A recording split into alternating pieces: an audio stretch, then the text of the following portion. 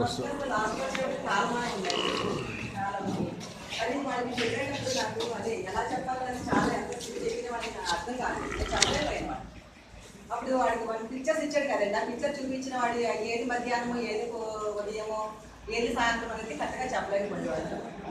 అంటే రాత్రి అదే మనం ఉదయం నుండి సాయంత్రం వరకు ఏం చేస్తాము అంటే ఏం చేస్తామో చెప్పాడంటే వాడు మామూలుగా లేస్తాము అని చెప్పాడు. అంటే ఉదయం ఎన్ని గంటలు లేస్తావు అంటే ఉదయం ఏ టైంకి ఉదయం అవుతుంది అనేది పిల్లలు చెప్పలేదు కాబట్టి నైట్ అయితే అలా ఏంటి రాత్రి అంటే ఏంటి రాత్రి ఏం చేస్తామంటే టీవీ చూస్తామనేవాడు మా వాడు. ఇంకా రాత్రి పడుకోరా అంటే పడుకుంటారు, ఎప్పుడు అమ్మ పడుకోబెట్టుకుని పడుకుంటారు. రాత్రి ఏమొస్తాయి ఏంటి టీవీ చూస్తే ఈజీగా చెప్పారండి. నైట్ టైం ఏమొస్తాయి, నక్షత్రాలు వస్తాయి, చందమామ వస్తుంది కాబట్టి ఇది నైట్ టైం వాడు వెంటనే చెప్పగలిగాడు. ఇదేమో వచ్చేసి మధ్యాహ్నం అంటే సన్ బాగా పైకి వస్తుంది కదండి, అది మధ్యాహ్నం. మామూలుగా స్కూల్ టైం ఉదయం అంతా మనం సాయంత్రం స్కూల్లో ఉంటాము. ఇప్పుడు ఏంటంటే అంటే పొద్దున్నే రండి అంటారు, కానీ మధ్యాహ్నం వాడు సరిగ్గా చెప్పదు. మనం ఫోన్ చేసిన ఇప్పుడు ఏంటంటే ఫోన్ చేసి వచ్చామని చెప్తారు, మధ్యాహ్నం మాత్రం ఎవరు చెప్పేవారు కాదండి నాకైతే పిల్లలు. దీన్ని చూసి మాత్రం కరెక్ట్గా చెప్పారండి.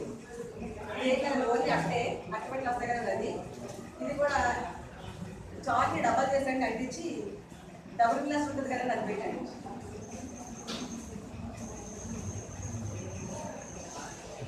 సన్ రైజ్ అండి